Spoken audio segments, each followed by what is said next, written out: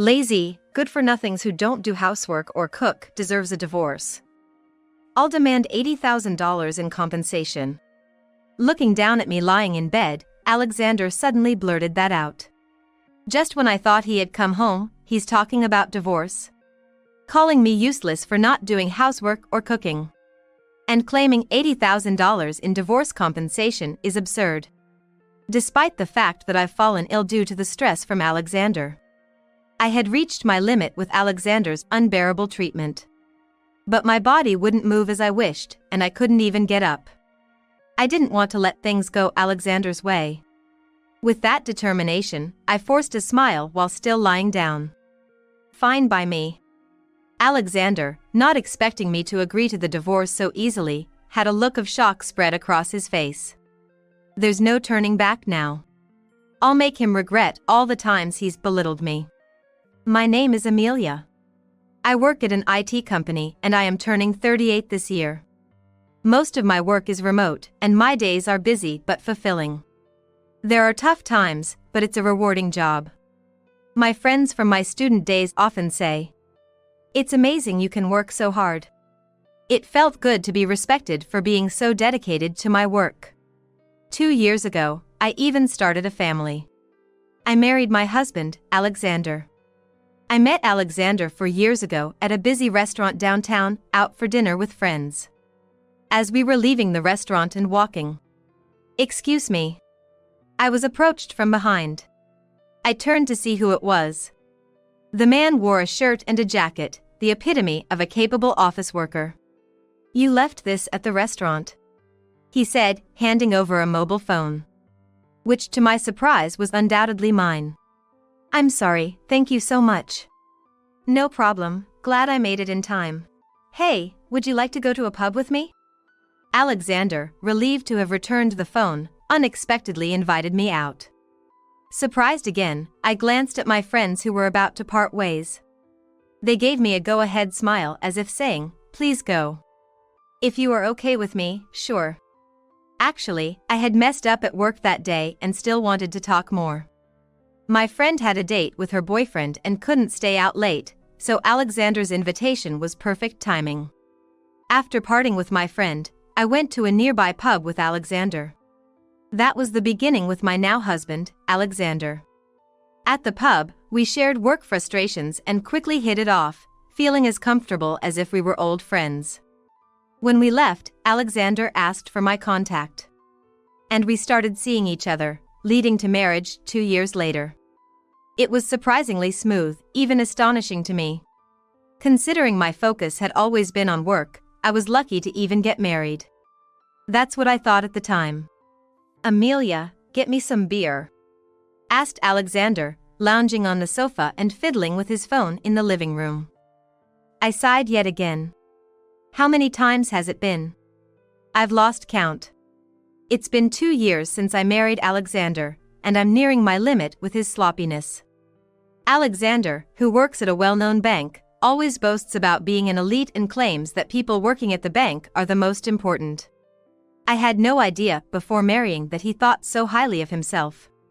I knew he was proud of his work, but being constantly reminded is exhausting. "I'm tired of getting it for you. I'm busy, get it yourself." I was working and couldn't cater to Alexander's request, so I refused.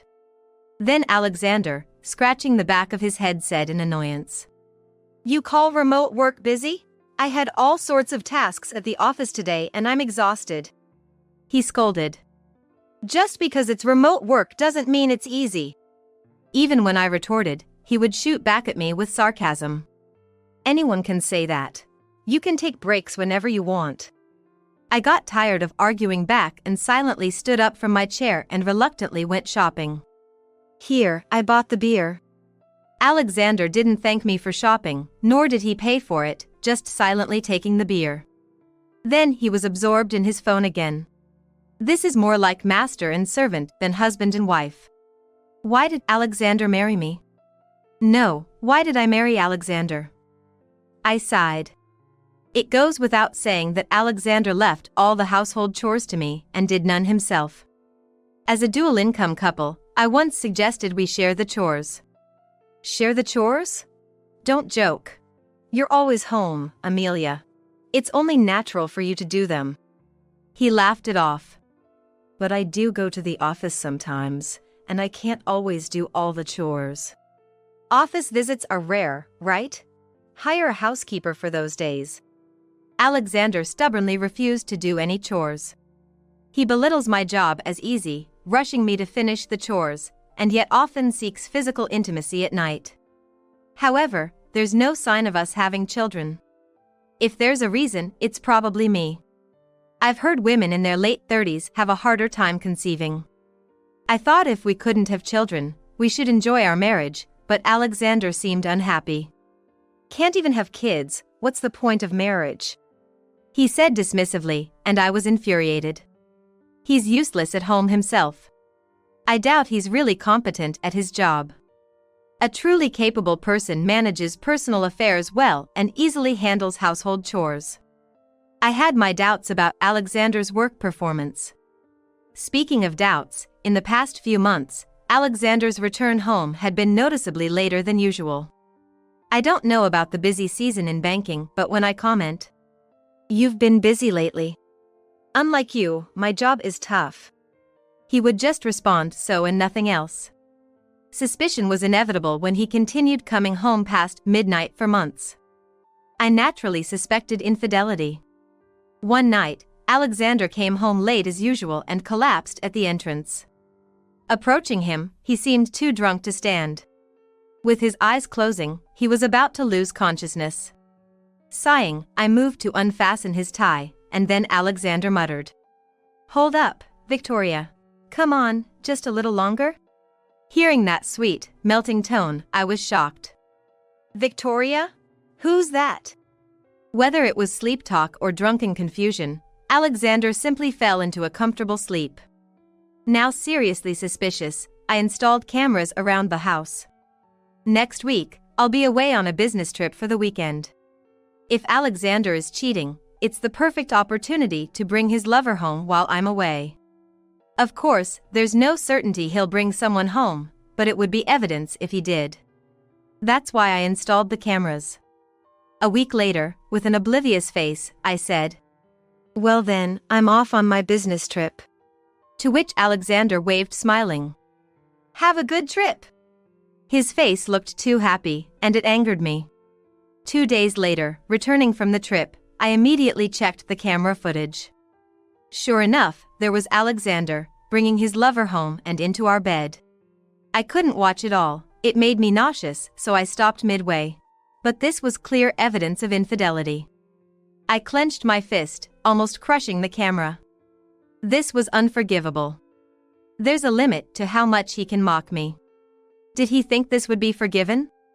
Once it was certain Alexander was cheating, I was filled with anger and sadness. Afterward, each time Alexander insulted me about the food or the dirty floor, my stress built up. I was contemplating when to tell him about the divorce, but my work suddenly got busier and I lost the right timing. Eventually, overwhelmed by work and household chores, my body couldn't keep up. One day, I suddenly collapsed with a high fever. I took the day off work. Of course, I couldn't do any housework either. Alexander must have known I was unwell from the morning, but he left for work silently and returned home at 6 p.m. Earlier than usual. Then, he came to where I lay sick in bed. The smell of alcohol made me feel nauseous. Without a care for me, Alexander smirked. "Lazy, good-for-nothings who don't do housework or cook deserves a divorce. I'll demand $80,000 in compensation." Looking down at me lying in bed, Alexander suddenly blurted that out. Divorce, out of nowhere? Calling me useless for not doing housework or cooking? And demanding $80,000 in divorce compensation is absurd. I've fallen ill because of the stress from Alexander. I was reaching my limit with his treatment. But my body wouldn't move as I wished, and I couldn't even get up. I didn't want things to go Alexander's way. With that determination, I forced a smile while still lying down. Fine by me. Not expecting me to accept the divorce so easily, Alexander's face showed shock. There's no turning back now. I'll make him regret belittling me all this time. A few days later, when my fever subsided and I was back to normal, I first got the divorce papers. After signing my part, I waited for Alexander to come home. I'm home. That day, Alexander came back at 10 p.m. reeking of alcohol and a perfume I'd never smelled before. I confronted him with the divorce papers as he arrived. Please, let's get divorced. When I said that in a low voice, Alexander laughed mockingly and took the papers. Finally, I can be free. It was unclear if his sarcastic remark was for me or himself, but he smirked disgustingly. If he wanted a divorce so much, he should have prepared the papers himself, but he probably wanted me to bring it up. I was disgusted with his nasty character. I'll claim for compensation in the divorce.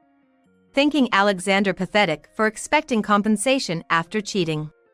I didn't say anything there, just silently watched the divorce proceedings. The next day, I submitted the divorce papers and was finally free from being Alexander's slave. The divorce ended anticlimactically. But just divorcing Alexander wasn't enough to forgive him. I decided to take action for revenge against Alexander. Over several days, I packed my belongings. I was leaving this house. It was a used apartment we bought when we married 2 years ago, but I wasn't attached. So, I decided to leave myself. Don't ever come back. Alexander watched me pack, laughing with glee. He was probably planning to live with his lover in this house once I left. A nauseating thought, but the footage showed Alexander was quite smitten with his lover. Ignoring Alexander's words, I left the house with my belongings. Phew. At least now I'm free from Alexander's abuse. I sighed in relief. I immediately went to a real estate agent and got introduced to a property I could move into right away. It was a bit small, but the rent was cheap and it was a nice women-only apartment. I quickly finalized the contract for the apartment. I'd have to live in a hotel for about a week until I could move in, but that was fine. Afterward, I finished some procedures at the bank and checked into the hotel. All the while, I was plotting my revenge against Alexander. And the plan I came up with gave me goosebumps. That's it. This is the only way. Imagining Alexander's astonished face made me almost laugh. Just watch. Don't think this is the end of the matter.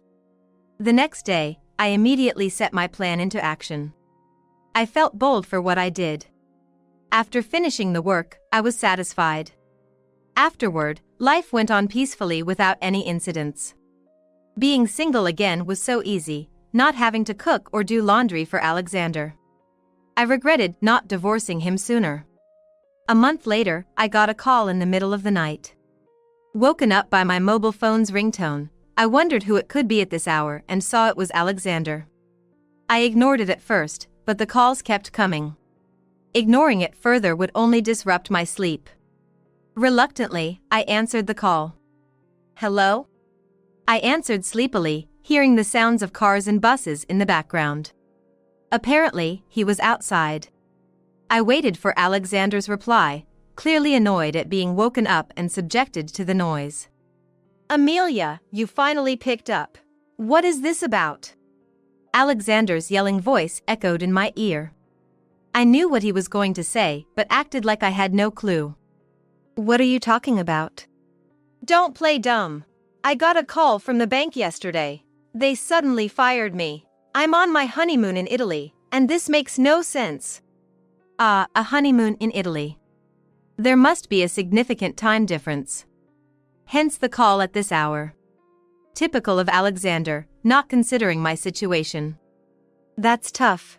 Good luck with that, bye. I responded casually, about to hang up. Hey, wait. But Alexander protested loudly, so I sighed and paused before hanging up. I asked why I was fired. They said I caused the bank to lose a client. And guess which company that client was? It was yours, Amelia. Alexander explained the circumstances of his firing, but I had expected this to happen. After all, I was the one who planned it. I closed my eyes and took a deep breath. If I was going to get my revenge on Alexander, now was the time. After taking a deep breath, I began to speak. Yes, I know. Because I'm the one who stopped doing business with your bank, Alexander. There was a gasp of surprise on the other end. I could hear the pampered voice of his mistress next to Alexander. Unperturbed, I continued. You might not have known, but it's my company. I'm the CEO. Yes, I'm the CEO. Alexander thought I was just a regular remote worker, but in reality, I'm the boss, just not often on site. I quit my first job right after graduating college and succeeded in starting my own dream company within 3 years, which has been growing for over a decade. The bank where Alexander worked was the one that had provided significant loans to my company. After leaving Alexander, I decided to repay all the money I borrowed from the bank. The sales representative was shocked. They would lose the interest they were supposed to receive. The lump sum repayment must have been an unexpected event for the bank. Could you reconsider your decision? The sales representative asked me in a panic. To that, I placed my demand. There's just one condition. Fire Alexander Grant. I decided to request that. The representative hurriedly brought their supervisor. He was someone I knew from before. What happened all of a sudden? When the senior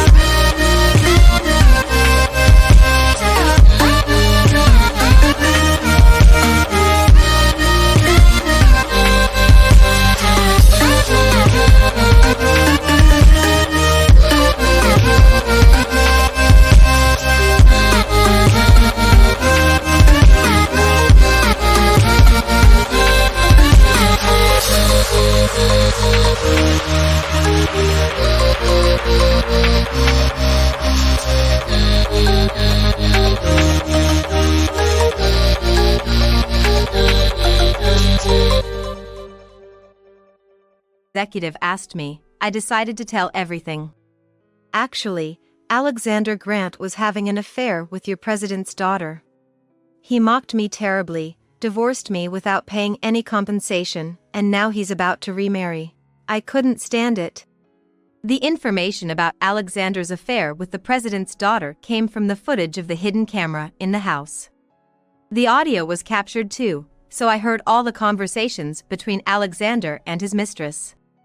Both the representative and the executive turned pale when they heard my story and seemed to want to continue doing business with my company. Probably, the news reached the president, who must have been furious to learn his daughter was having an affair with a married man. They promised to fire Alexander, so I reconsidered the lump sum repayment. That's why I'm still doing business with the bank where Alexander worked. I knew about Alexander's firing even before he told me over the phone. You're the dishonest one. You made me do all the housework, mocked me, and cheated. And yet you think I'm the bad one? Can't you see things ethically, Alexander? Is that what you call being an elite? Ridiculous. I'll claim for compensation in the divorce. To think you, the cheater, could claim anything is absurd. Also, I changed the ownership of the house loan. I was the one paying it, but now it's your responsibility. I unloaded all the stress I had received onto Alexander over the phone. What? Alexander seemed unable to counter my justified argument. But then, a weaker voice than before came from the other end of the line. Please, forgive me. Spare me the divorce compensation. And the house loan too. Victoria is pregnant. I can't imagine being in debt when the child is born. I've been fired and am at a loss. Please, let me off the hook. Alexander's pathetic apology only made me sigh. I felt stupid for enduring this man for 2 years. Forgive? There's nothing to forgive. I want nothing to do with you, Alexander. The compensation is a settlement. This is all your fault, isn't it? Why should I have to put up with it? I won't talk to you again. You can keep running away in Italy for all I care. Goodbye. Ignoring Alexander's plea to wait, I hung up. He should be grateful I even answered his late-night call. Sighing, I went back to bed. I probably won't talk to Alexander again. I can live my life without any connection to him.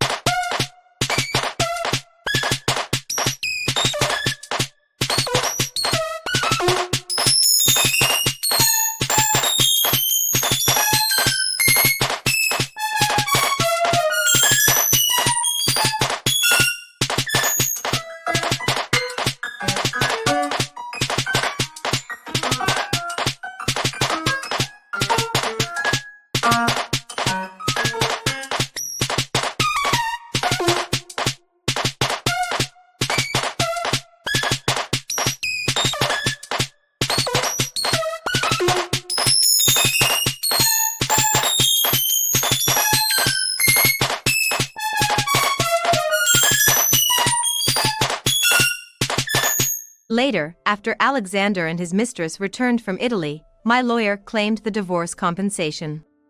Alexander had apparently spent a lot of money on his mistress, leaving almost no savings. The mistress, being the president's daughter, was scolded and disowned by her father. So, they couldn't rely on her parents' money and had to go into debt. Finding a new job was difficult for Alexander, as his recent scandal was widely known. Though he always claimed to be an elite banker, I heard he often slacked off at work, affecting his performance. For the company, it was a perfect excuse to fire him. Alexander and his mistress are now living off part-time jobs. With her being pregnant, she won't be able to work soon. I doubt Alexander can support 3 people on his own. Well, they deserve to struggle as far as I'm concerned. Meanwhile, my business is thriving. And I received a larger loan from the bank where Alexander worked. My salary has increased, and I'm planning to buy my own house. Building my own home has been a dream for a long time.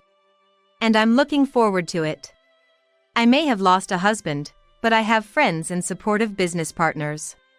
I'm in an incredibly fortunate situation and am ready to continue working hard.